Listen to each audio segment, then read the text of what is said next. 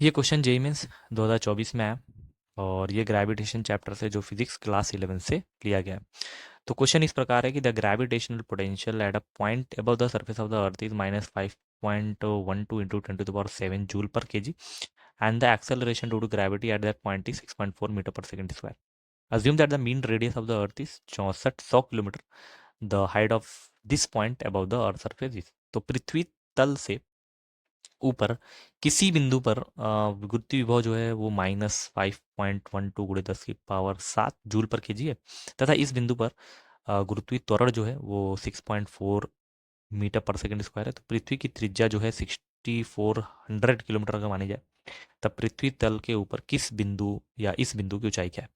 तो सवाल इस प्रकार है कि एक पृथ्वी ले लिया गया है, ठीक है, और पृथ्वी से मान लेते हैं कि एच ऊंचाई पर कोई बिंदु है, ठीक है। What is the height of the, तो ये हमारा एच ऊंचाई पे, ठीक है, और यहाँ पे जो सेंटर से जो डिस्टेंस होगी उसको रेडियस आर माना जाएगा। और अगर हम लोग इसकी डिस्टेंस पूरा सेंटर से माने हम स्मॉल आर मान सकते हैं, ठीक है। ये पॉइंट भी है, यहाँ पे कोई वस्तु या कोई कोई पॉइंट है। अब क्वेश्चन इस प्रकार है कि अगर एच ऊंचाई पे कोई वस्तु या कोई पॉइंट है तो वहाँ पे ग्रेविटेशनल पोटेंशियल की वैल्यू दिया है। तो ग्रेविटेशनल पोटेंशियल वी होता है, ठीक है। और वी का जो फॉर्मूला होता है वो क्या होता है देखते हैं। वी बराबर होता है -G m/r। जी क्या है, ग्रेविटेशनल कांस्टेंट कह लें, यूनिवर्सल। और m क्या है, mass of the planet. r जो है डिस्टेंस है केंद्र से p की। और इसकी वैल्यू दे दिया है -5.12 इंटू 10⁷ जूल पर केजी, ठीक है।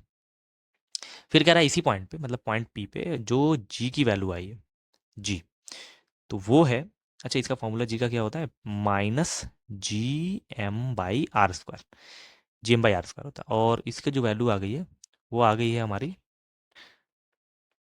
6.4, ठीक है। इसको इक्वेशन नंबर 1 मान लेते हैं और इसको इक्वेशन नंबर 2 मान लेते हैं, ठीक है।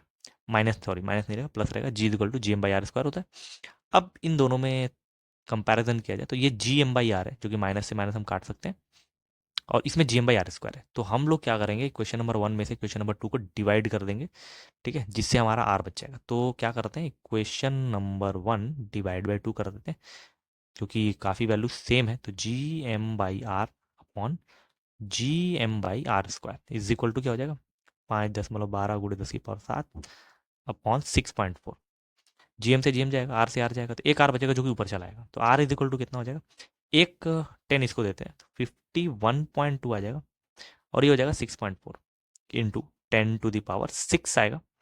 आर है तो ये मीटर में आ जाएगा, ठीक है। पॉइंट से पॉइंट अपना काट देते हैं, तो वैल्यू कितनी आ जाएगी, इसको काटते हैं, पहले 2 से काट लेते हैं या 4 से काट लेते हैं। 4 1 4 कैरी 1, 4 2 8, 4 8 32, 4 1 4, 4 सीधा 24 गुणे 10⁶ मीटर आएगा, ठीक है। फिर काटते हैं, 4 से काटते हैं, 4 3 12, 4 2 8, 4 4 16, ये आ गया। फिर 4 से काटते हैं 8 से, 8 इंटू 10⁶ मीटर। अगर हम इसको किलोमीटर में करें तो इसमें से 10⁻³ देना पड़ेगा, तो ये हो जाएगा 8000 किलोमीटर। तो ये हमारा आर आया, स्मॉल आर।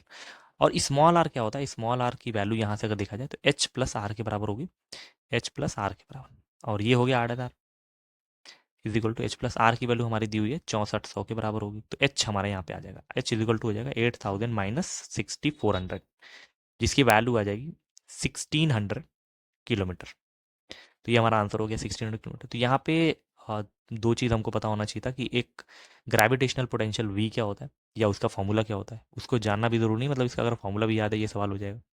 तो वी का जो फॉर्मूला था -Gm/r था, ठीक है। एक ग्रेविटेशनल पोटेंशियल होता है, एक ग्रेविटेशनल पोटेंशियल एनर्जी होती है, और इन दोनों में फ़र्क है। वी का जो फॉर्म होता है -Gm/r होता है, जबकि यू जो होता है इसका फॉर्मूला होता है Gmm/r होता है, ठीक है। तो ये थोड़ा सा डिफरेंस होता है।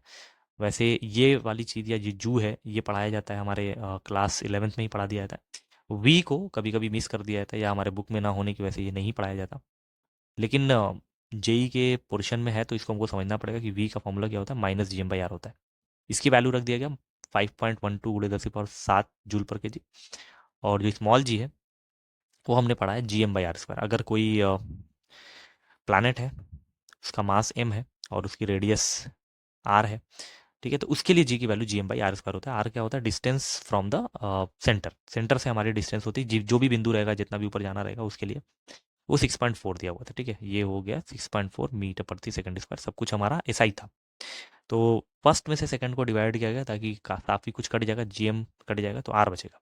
आर की वैल्यू हो गई 5.12 × 10⁻7। अब इसको सॉल्व करने के बाद आर की वैल्यू 8,000 आ गई।